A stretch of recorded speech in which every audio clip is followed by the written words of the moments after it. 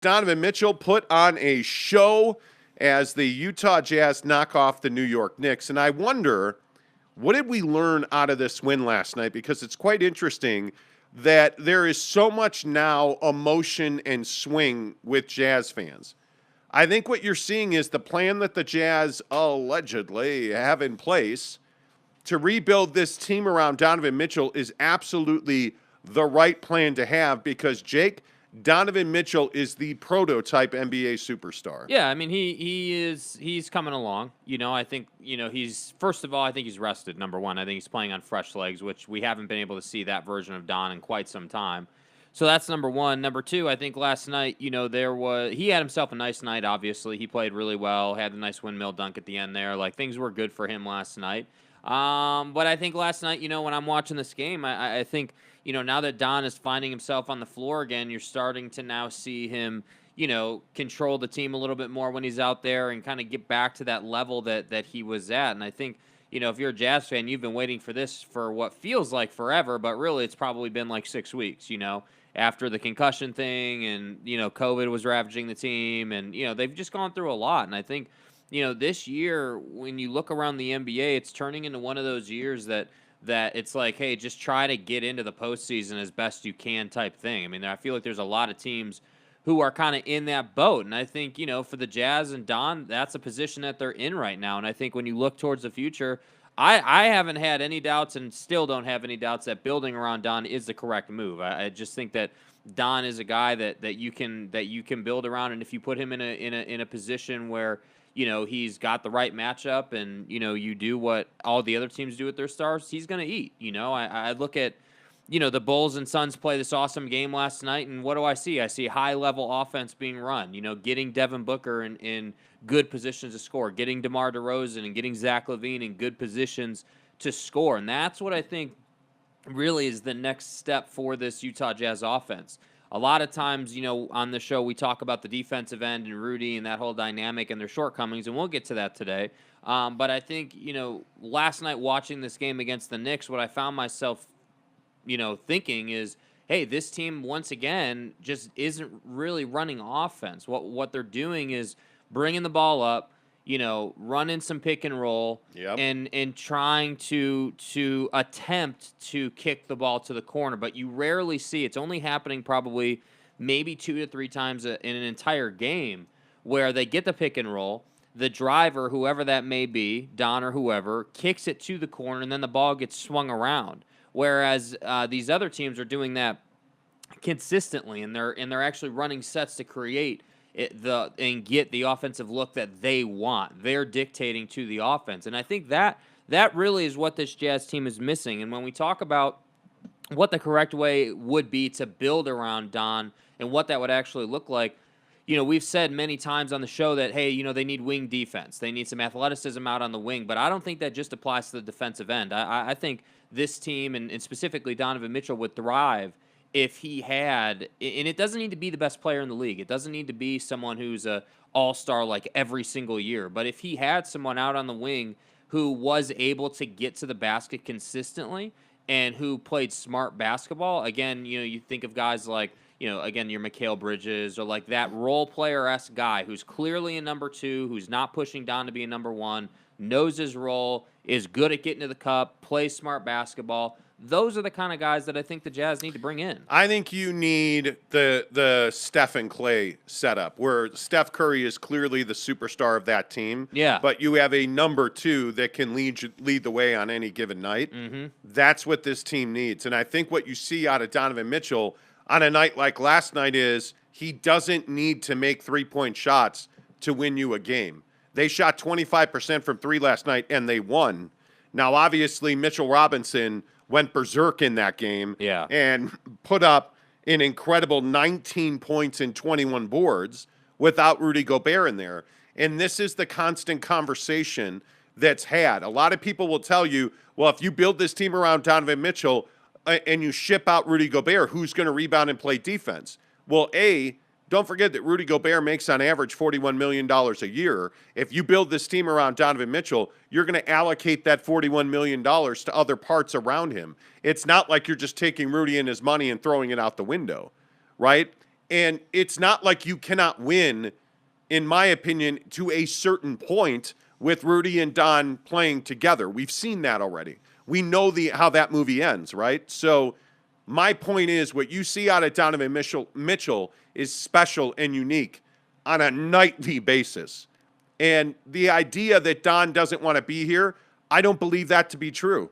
I have not heard one time that Donovan Mitchell's demanded a trade or, excuse me, this nonsense that he thinks he's too big for Salt Lake City. I have not heard that one time. And I think what really stands out to me about Donovan Mitchell is he's playing with energy and passion again. Mm-hmm. Will that continue when Rudy comes back? Because by all accounts, Rudy Gobert is going to be back here in the short term. I don't know if that continues. But what I do know is you can't keep doing what you've been doing for the last 5 years, because that's not working. Right. And I think, the best point, you were getting at there is, like, last night Mitchell Robinson has this huge night and they still lose. And I want to point that out because I think, yesterday on the show, if you're someone who listens, you remember that we were discussing how this is an offensive league, that defense doesn't really, like, defense can win you a game, absolutely, but the best teams are the teams that are getting high percentage looks consistently. And I think, last night I look at this Mitchell Robinson performance and I say, yeah, sure, I'm not surprised that he had a big night, but my point is that this Jazz team and NBA teams will not win or lose based on what the big does. It's just how the NBA works. The reason that the Jazz won this game had nothing to do with the first 3 quarters or anything that Mitchell Robinson was doing. What it had to do with is they got better offensively as the game went on, and they started getting higher percentage looks as the game went on. And I think that, we so often talk about, well, hey, it turns into Don and everybody else. And I think that problem, or that, not even problem, I guess, that like situation, that happening will go away as you change the players on this roster. And I think that needs to happen. I think Don's confidence level will go up, and he'll grow more as you put better players or more capable players around him. The thing that worries me more is, where is this Utah Jazz organization with Quinn Snyder? Because, again, we saw a night where a guy like Elijah Hughes doesn't play a single minute. Mm-hmm. I mean, if you look at Jared Butler played 4 minutes last night. Yeah. That, to me anyway, I don't think that can ever happen. I think it is a crime against this team to play Jared Butler 4 minutes in a game. Mm-hmm. That's not helping him. You don't practice on the regular anymore in this league. You have to play Jared Butler more. So is this team married to Quinn Snyder? It's very clear they're not going to make any kind of change in the regular season. This summer, I think you have to look at making a coaching change. I think that's number one. And if you keep Quinn Snyder, you've got to bring in players that he will play. Because it's clear to me, he does not want to play Jared Butler. Mm-hmm. He does not want to play Elijah Hughes. Mm-hmm. And you look at the guys getting minutes. I think you look at Udoka Azubuike. He's not an NBA center because, frankly, he's just not athletic enough and he's not refined enough to be a starting center in the NBA. Now, last night he plays 28 minutes. He gives you 7 points and 14 rebounds, right? But other than that, I mean, the rebounding thing is going to happen on this team. Yeah. You need that center to be somebody that can give you points, can play defense, can be a role player. Yes. They win when their centers are role players. And I look at Udoka Azubuike, he doesn't need to be a superstar for this team to win. I look at Hassan Whiteside, who's still coming off the bench. You don't need him to be a superstar for this team to win. And I think that's what, when you look at what Rudy Gobert is, Rudy Gobert wants to be the middle of everything. And frankly, when you're a prototypical big, that's not going to win in today's NBA. Mm-hmm. That's just not the way this league is set up. And I know we talk about this a lot, but I bring this up because you look at how this team plays when one guy's out and another guy's in and different combinations. I think the thing we learned last night is it doesn't matter what combination of guys you play, this team doesn't have it defensively. Yeah. You look at Julius Randle, who's been one of the biggest enigmas in the league this year, and he puts up 30 points 5 times and 6 boards on you. You look at R.J. Barrett with 23. Again, I'll just look at Mitchell Robinson with 19 points and 21 boards, right? You just are not good defensively right now as the Utah Jazz. So you're going to change those wing players. You're going to change those parts. But this ultimately comes down to the same conversation that we've been having on this show for 2 years. Is it Rudy or is it Don? And I don't think there's any doubt in my mind it's Donovan Mitchell. Yeah, and I think Don is more catered to what, again, you want to build your team around the teams that are having success in the league. You know, you look at the dynamic the best teams in the league currently have. Bro, look at the Bulls and Suns last night. Yeah, you look at the Bulls, you look at the Suns, you look at the Grizzlies. You know, you look at these teams who have look at the Warriors last night. Yeah, like I said, there's two maps to success. There's two paths to success in the league right now. You either have one mainstay superstar on your team who's clearly the number one, and you have a 2 to 3 player combo of role players who know what their role is and do it at an extremely high level. Yes. That's path number one. Path number two is more what the Warriors have. 2 guys who clearly are the best players on the team, mixed with a bunch of guys who you can swap in and out depending on the matchup. And those 2 guys got to have it. So either way. I don't know. I think the Warriors with Andrew Wiggins' emergence this year, the Warriors with Wiggins, Curry, and Clay, I got bad news for you. Klay Thompson's three-pointer is starting to go down. And you can see that he now has, like, game legs under him. So he's getting elevation on that 3 again. And they're scary good. And by the way, they still don't have Draymond Green. Mm-hmm. And, I look at the contribution that they're getting from guys like Poole, Jonathan Kuminga last night. Again, I know that you guys hate when I talk about Jonathan Kuminga on this show, but 12 points, 4 boards, 4 assists, and he played 23 minutes. Mm-hmm. I mean, the dunk he had last night, that's the big that I want, right? That's the power forward that I want. You know, like I look at Curry, Thompson, Klay Thompson last night, 3 of 8, but 2 of those 3, the last 2 threes he made were critical 3-pointers. Mm-hmm. Like, put the game away. I just think that's how you got to build your team.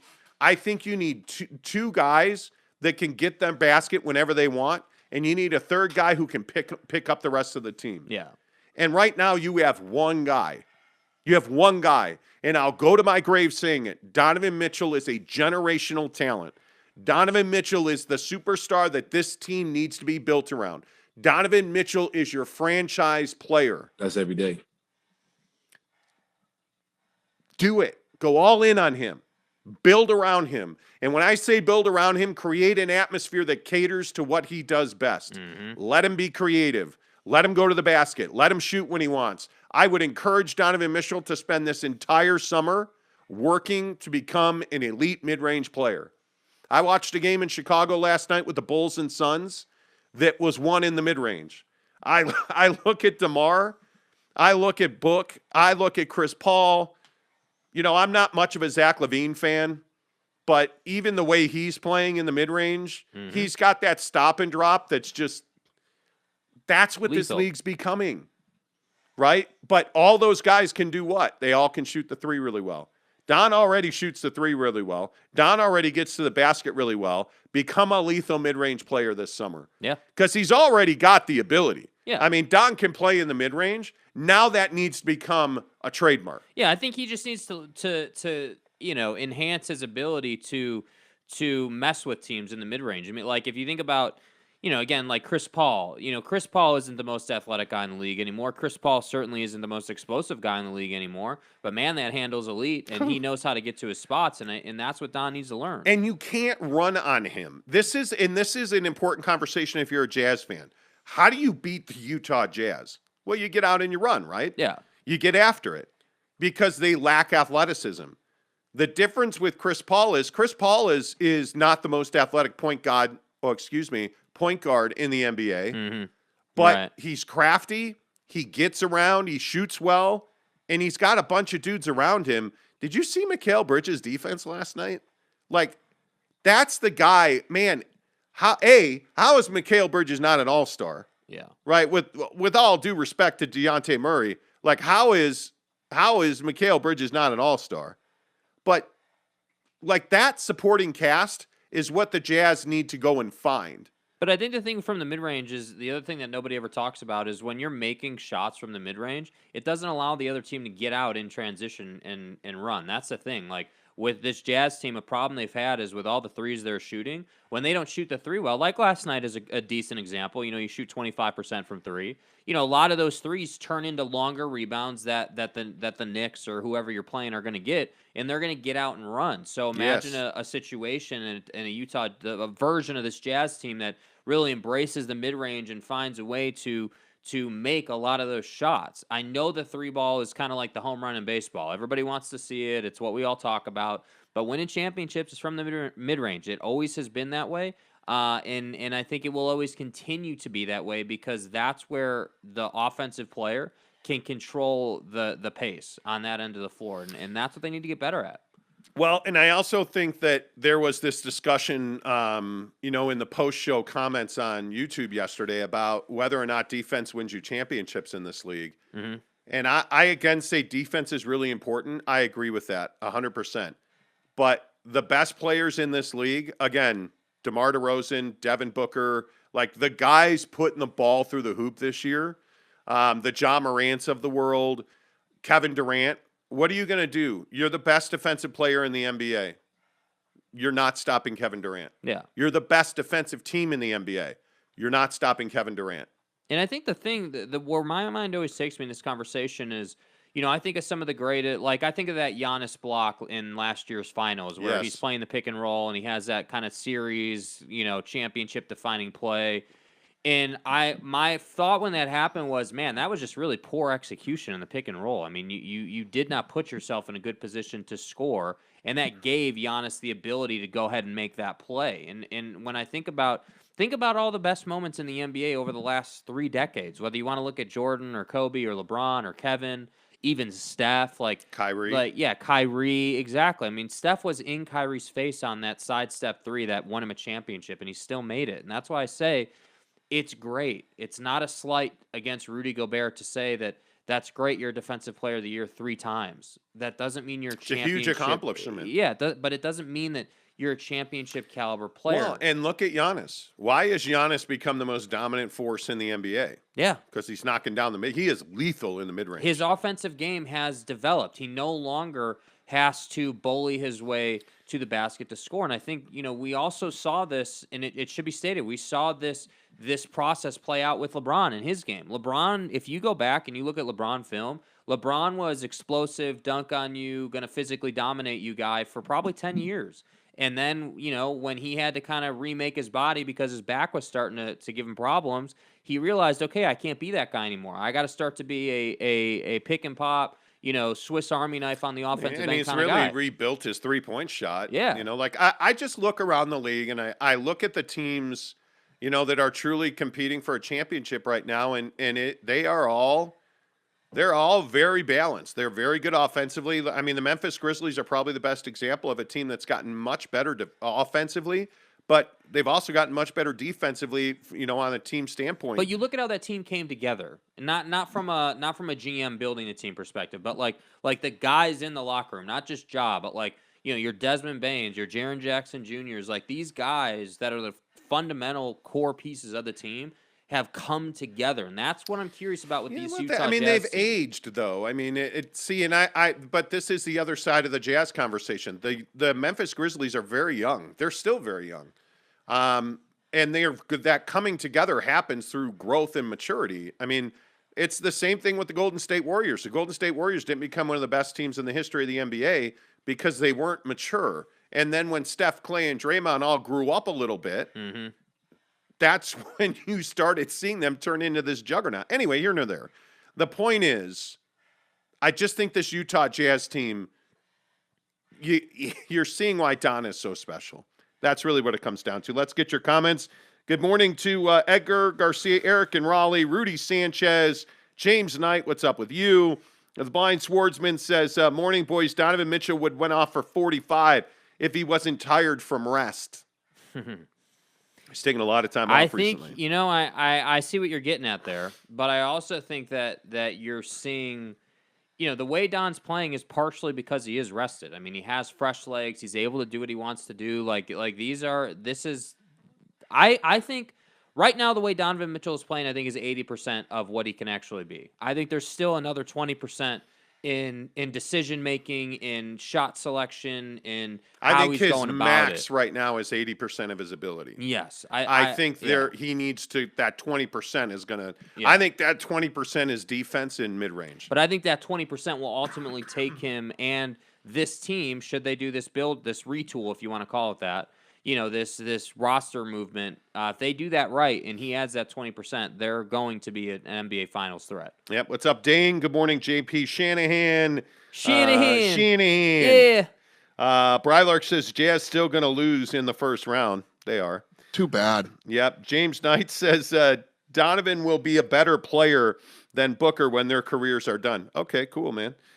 Steve Hambone says it was nice to see some defense and some real hustle from the bench players. Well, I also think that this is you're looking at one of the worst weeks in an NBA player's career because it is the NBA trade deadline, and I think, you know, that's one of the things we need to talk about today. Like the Jazz and the Boston Celtics are their trade talks with Marcus Smart are dead.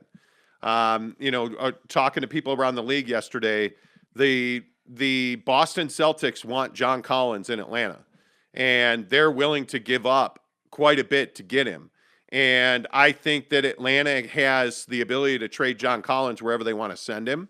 And I think if John Collins doesn't wind up in Boston, I think Marcus Smart winds up in Minneapolis. Mm-hmm. And I think that's why one of the things you're seeing with the Jazz and one of their biggest struggles is they don't have the ammunition of a John Collins. They don't have the ammunition of a McDaniels and Malik Beasley, and they don't have pieces to move. And the Jazz, as it was explained to me, have tried almost at a desperate level to make a deal over the last 7 days, and they've not even gotten close. Yeah. And it's because, you know, like one of the deals, and I don't believe there was ever a Joe Ingles for Robert Covington trade, to be clear. I don't believe that conversation straight up ever happened. Excuse me, it's Rocco, please? It's Rocco, right? Thank you. Shut up. Thank you. Man. But the point is, I don't believe that the Jazz were ever engaged with the Portland Trailblazers 1v1, Robert Covington and Joe Ingles. Yeah.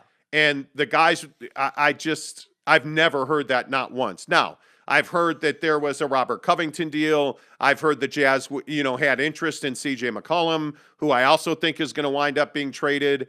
You look at what the Jazz are trying to do, and you look at the guys that we know that they've been pursuing. They just don't have the nuts to make those deals happen. Right. And it's frustrating and it's unfortunate. But I don't know now, and I thought for sure the Jazz would make a trade before the deadline. I don't know now that the Jazz will make even a single deal before the deadline. Mm-hmm. There's a good chance they do not. There's a smaller chance they do, but they're going to have to be a third team. I don't believe they will make a 1v1. The Jazz make a deal with Washington 1v1. They're going to have to be in a 3 or 4 team deal to make a move. Yeah. And I still maintain the 2 players that are most likely to be shipped out are Jordan Clarkson and Bojan Bogdanovic because they have the most value. I know for a fact that Philadelphia values Bojan Bogdanovic because they would like to add him. He brings them that level of shooting. They need another 20-point guy. And a guy that you can get, set up on the wing, drive and kick, knock down a 3.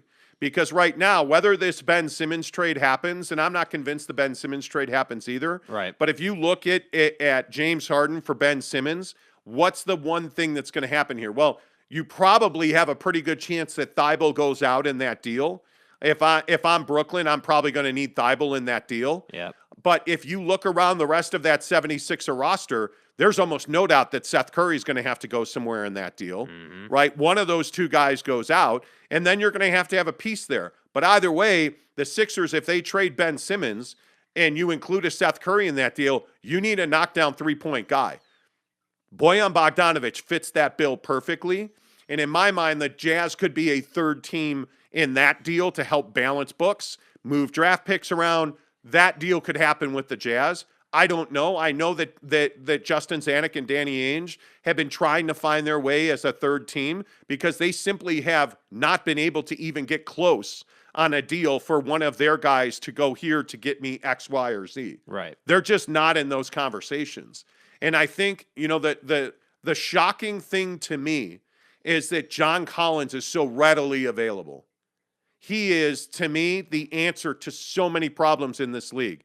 If I am the Dallas Mavericks, and one of the teams I heard yesterday, the Chicago Bulls have gotten involved in John Collins under the radar, because one of the things we know about the Bulls and the Mavericks, neither one of them have a center that can really, be a big, but also be multifaceted, shoot a three, get to the basket, play defense. John Collins checks all those boxes. So it is shocking to me that a guy of that value is so readily available if you have the pieces to make that deal. I think the other guy that is very interesting is CJ McCollum. I'm interested to see where CJ ends up. I don't think there's any question that Portland wants to move pieces and they want to begin a rebuild of sorts. I think Portland wants to rebuild on the fly. That's why I don't think you're going to see Damian Lillard the rest of this year. I think he is a guy that physically needs to be rebuilt and have some time off. Don't forget, D. Lillard, I want to be careful. Probably exacerbated or worsened this abdominal injury playing in the Olympic tournament. So, again, he's a guy that's had a lot of miles, a lot of playoff minutes. Then he goes to the Olympics, hurts the abdominal, doesn't play much this year. Yeah.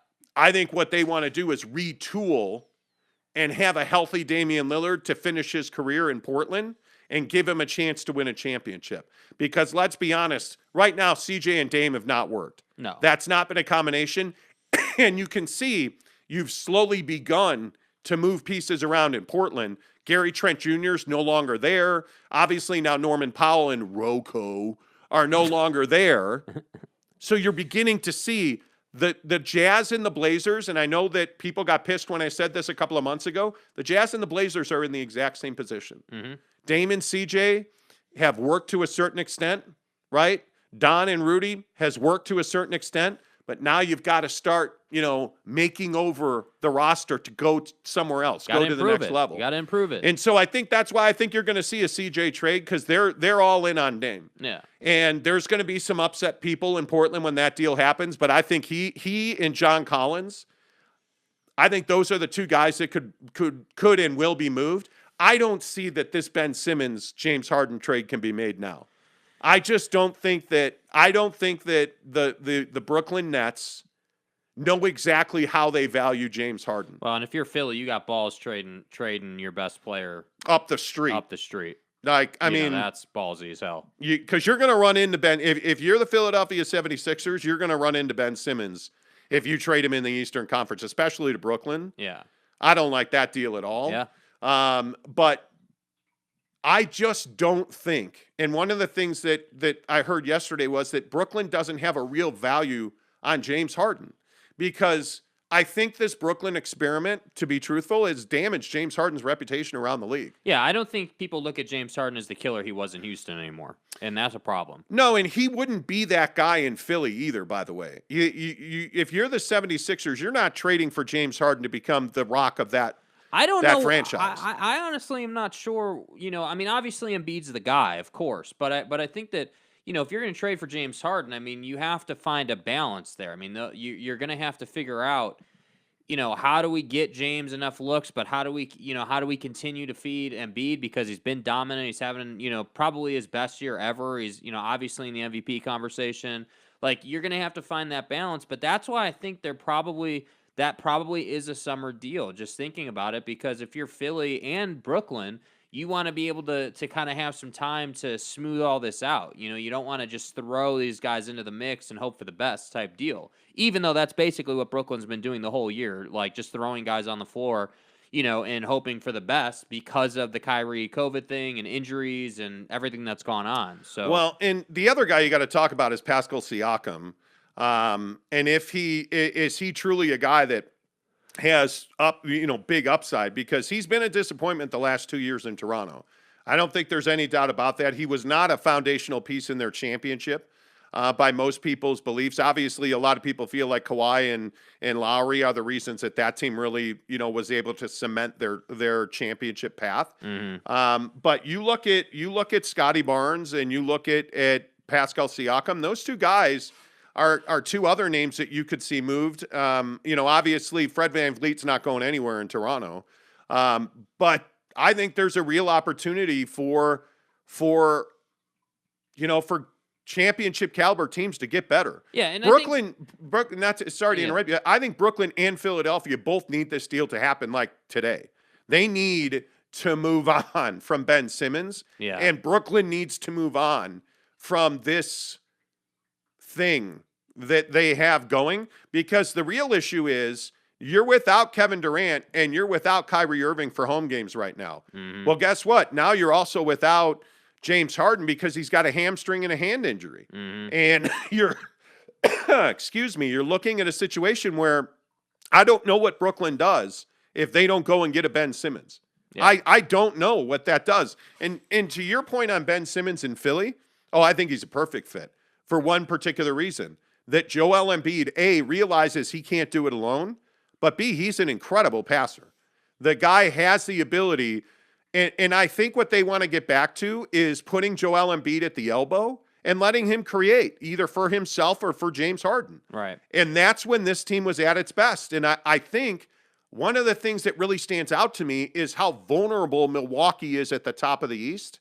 I think everybody knows that the Bulls are not big enough in the middle to win the Eastern Conference. I think that's universally accepted. So if they don't go and get John Collins, and I still maintain if he gets moved, it's to Dallas. But if the Bulls don't go get John Collins or another center to complement Vucevic, who I think is just butter soft, I think he is the wrong guy there, but I understand why they traded for him. But if the Bulls don't go and get a big, the Milwaukee Bucks are incredibly vulnerable at the top of the East. And it'll be interesting to see if anybody makes a move, because who are the real contenders in the East? Obviously Milwaukee. Yeah, I don't think Milwaukee. the Bulls, I wouldn't put the Bulls in a championship conversation. Oh, I mean not.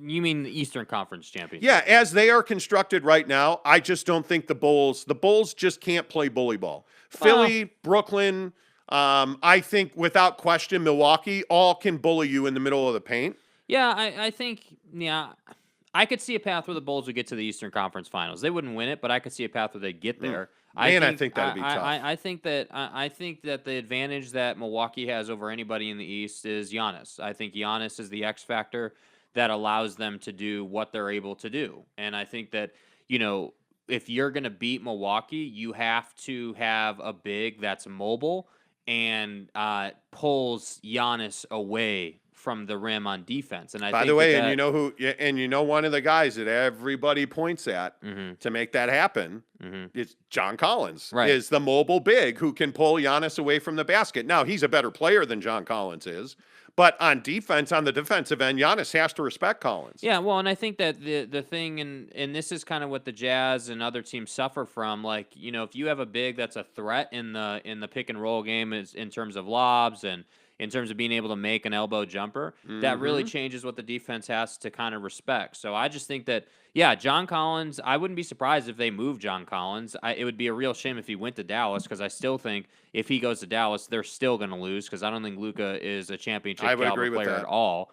But I think if the Bulls were to get John Collins, I think that completely changes the power position in the East. I think that DeMar DeRozan knows how to use players to get a result that he wants. But what do you give up to get, if you're the Chicago Bulls? I mean, obviously Dosunmu is untouchable. Yeah, Io is not going. I mean, not. But I'm willing to give up a Javonte Green. I'm willing. It's going to take a lot. It's going to take significant picks and arguably one of your top, probably one of your, not your top three, but probably one of the next best 5 players on your roster, and you're going to have to get picks, because Atlanta doesn't need a superstar.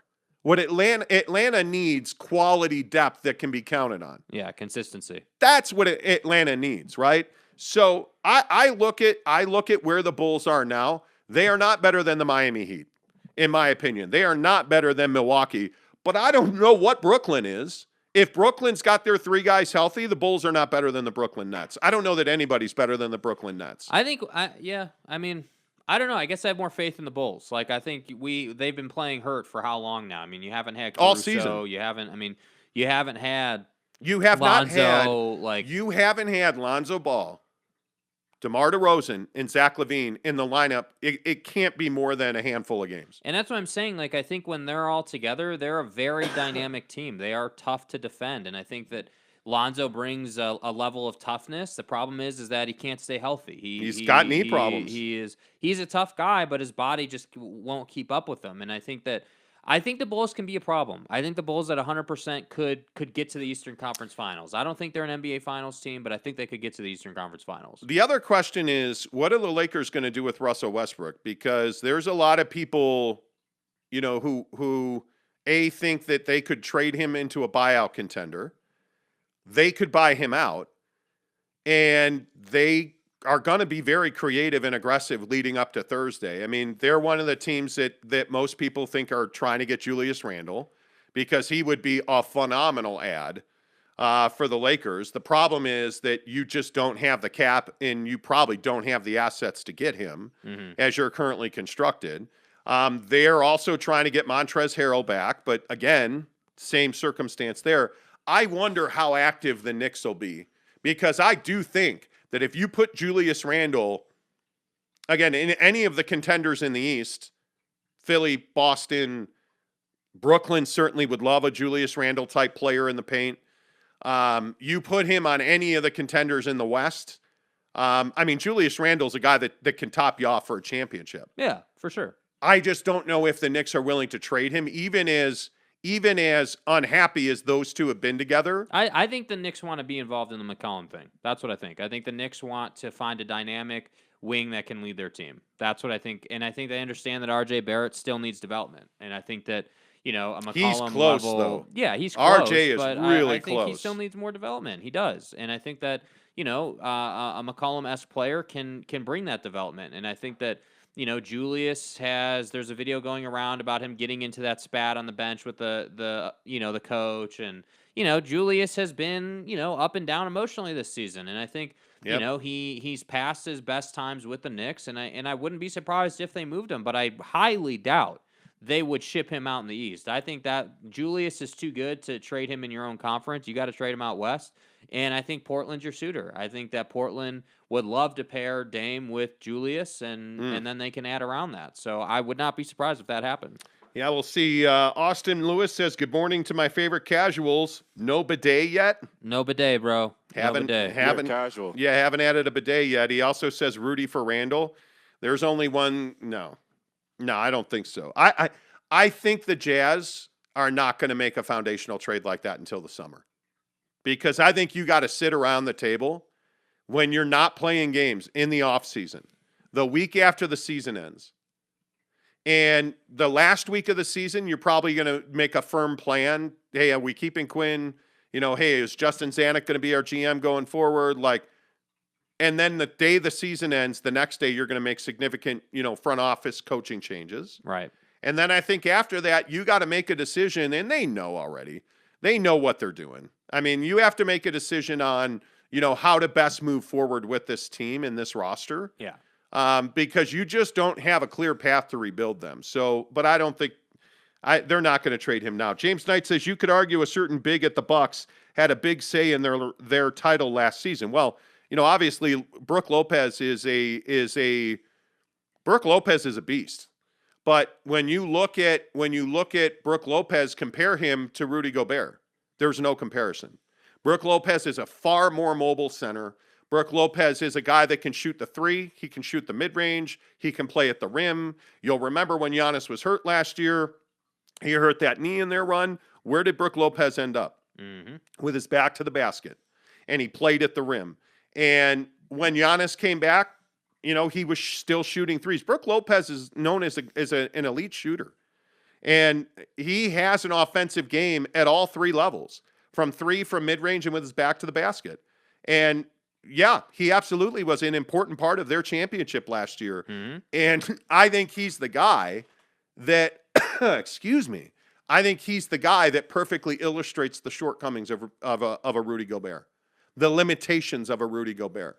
I think when you look at what Brook Lopez does, they can ask him to do anything because he can do everything. Mm-hmm. That's the biggest difference. Eric and Raleigh says, why would the Knicks make that trade, Austin? I don't know that they would. I don't know that he was serious about that. Rudy Gobert would not have let Mitchell Robinson get 21 rebounds. No, I agree with that. I don't think there's any doubt that Rudy Gobert's highest best use is defense. He's the best rebounder in the NBA. And I don't know that there's even a conversation for number 2. I mean, Rudy Gobert is the best rebounder in the NBA. Mm-hmm. Period. End of the story. When you talk about who the best rebounder is, it's Rudy Gobert, and then who cares who's second, because he's far and away the best board guy in the NBA. Neville93, good morning to you. He says, I want Jack in the box. Yeah, me too. I'm ready. Bro. Going to LA Saturday. Can't wait. Yes. I want it. Neville, I'll be thinking of you as we get Jack in the box in St. George. You're damn right. And then probably in High Desert as well. Jeremy Bolton says, what's up with it, fellas? JB, what's up? Good to see you, Jeremy. I appreciate you.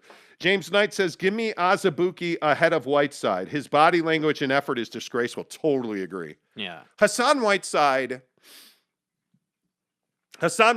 should be generationally wealthy right now.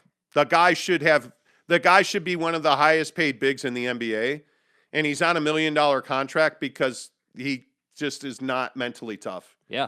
He's not strong. He's none of that. And it's incredible to me. Boy, that video of Gordon Hayward's leg. I'm good. I'm good. Man. I'm good. It is so awkward. Gordon Hayward's ankle sprain last night. Anyway, Game Bucket Boys Okay. says, bro, I told you the Jazz are good. They just were not healthy. No, dude, you didn't. Okay, so I don't disagree that Jazz are good. I mean, the Jazz are a good team, but are we all here to go out in the first round every year? What does good mean? What does that mean? Like you're not a good team if you go out in the first round every year. You're not. Like, by championship standards, like, again, I think we have to be careful saying, hey, this is a good team. Are they a playoff team? Sure. But making the playoffs isn't the standard for this team. I mean, that's not what they're here to do.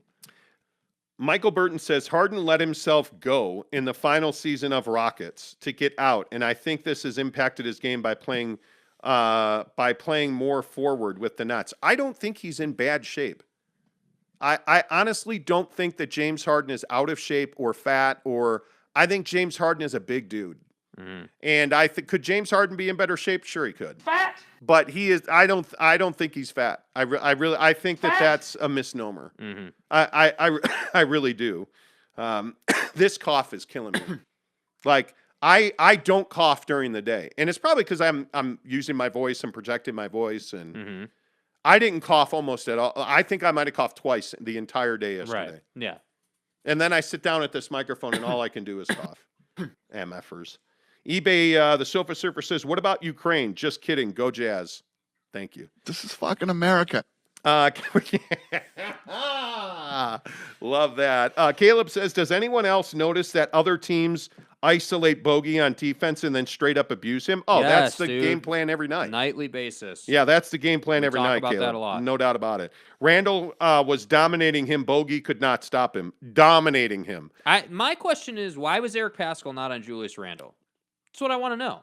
Why was the guy in Eric Paschall, who is a brute physically, not tasked with, hey, beat up Julius Randle? Even if Julius went for 30 on Paschall, let's make Julius's life miserable doing it. You know, like, let's at least put up a fight. But to ask Bojan Bogdanovic to guard Julius is a joke. I mean, that's just not good enough. No.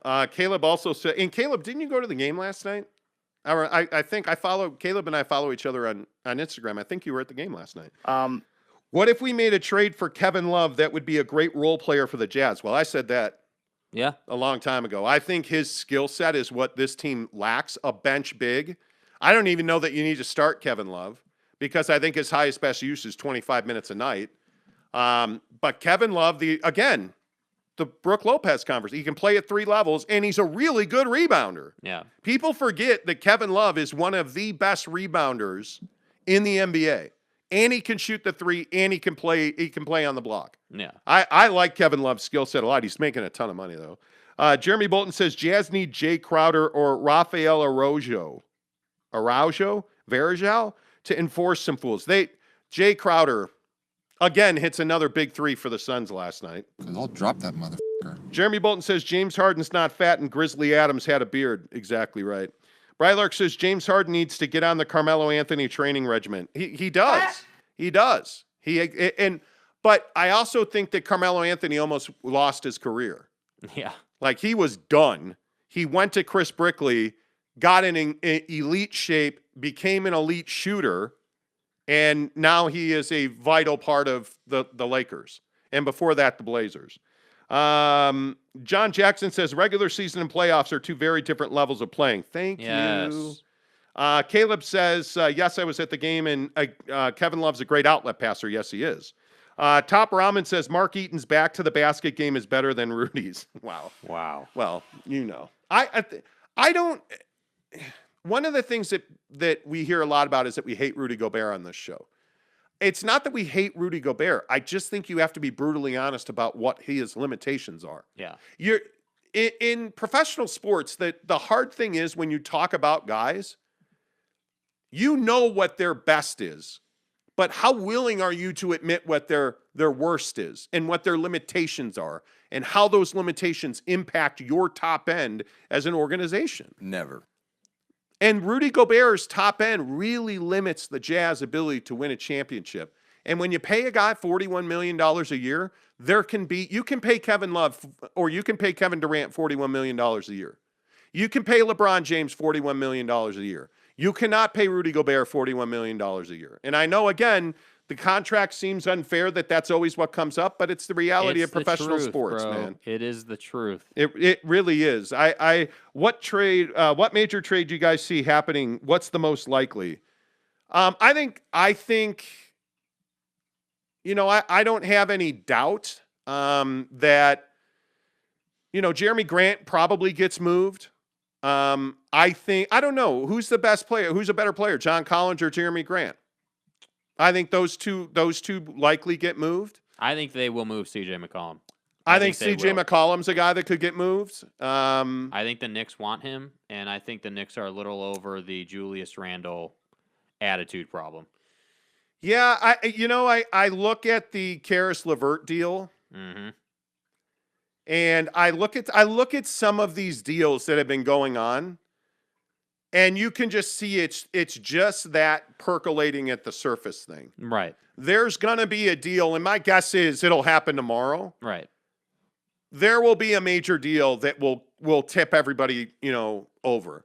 And guys will start making deals. Because right now, I just think that Philadelphia cannot waste this season on a Joel Embiid. He's healthy. Yeah, we're really focused on Philadelphia right now. I mean, he's healthy. He is playing at an MVP level. It's why the Bulls are trying to get John Collins. Yeah. You've got a guy in DeMar DeRozan.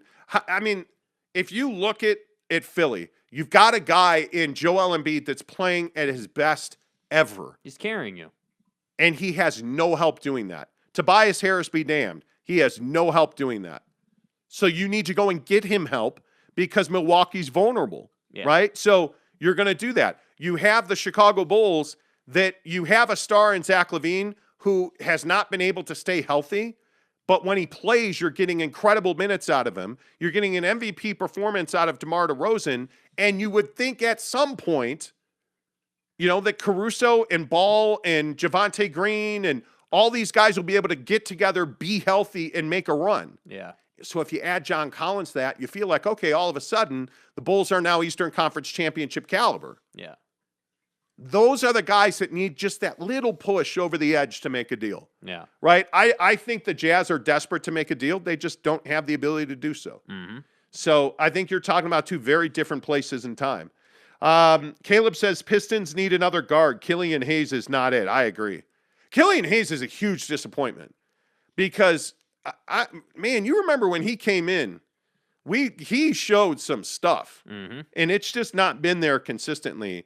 And you look at Cade Cunningham, you want to talk about, is it? Cade Cunningham is it. Bona fide star. Again, beautiful, beautiful, beautiful human being. That is a good-looking dude. who is just a mean, ugly MFer on the floor who wants to kill you. I'm for real. I love that attitude. I'm for real. I love that.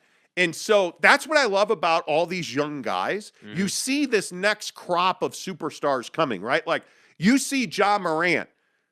Memphis is going to be, you don't want to play Memphis in a series. You don't want to play Memphis in a series, right? No, you don't. You look at Giddey in Oklahoma City, you don't want to see that guy.